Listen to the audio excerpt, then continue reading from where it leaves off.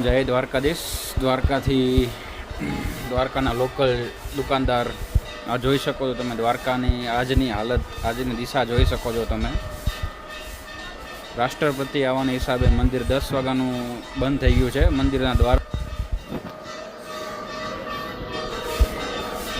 10:30 વાગ્યા છે. સવારે 6:30 થી 1 વાગ્યા લગીનો મંદિરનો સમય છે, પણ એની બદલે રાજકારણીઓ આવવાની હિસાબે 10 વાગે જ મંદિરના દ્વાર બંધ કરી દેવામાં આવ્યા છે. એટલે હવે શું કહેવું, કળિયુગનો પ્રભાવ કેવો.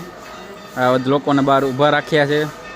દુકાનવાળા નવરા થઈ ગયા છે. શનિવાર જેવો દિવસ છે. શનિ રવિ અમારા કમાવાના દિવસો હોય ને એવા સમય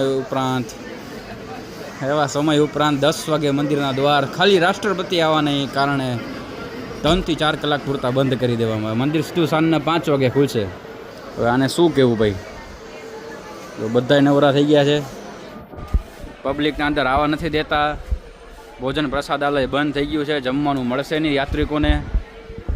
બધાય નવરા થઈ ગયા છે. હવે આને કળિયુગ કેવું, કળિયુગનો પ્રભાવ કેવો. આ રાષ્ટ્રપતિ 1 કલાકનું કે 2 કલાકનું કામ હોય કે વધીને 15-20 મિનિટનું કામ હોય, પણ એની જગ્યાએ સીધા સાંજના 5 વાગે દ્વાર ખુલશે. જય દ્વારકાધીશ. દ્વારકાના લોકલ દુકાનદારો બધાય નવરા થઈ ગયા છે. મંદિરના દ્વાર 10 વાગ્યામાં બંધ કરી દેવામાં આવ્યા છે. એટલે ભગવાનને ખાલી એકલા જ મળશે, બીજા કોઈ નહીં મળી શકે. જય દ્વારકાધીશ.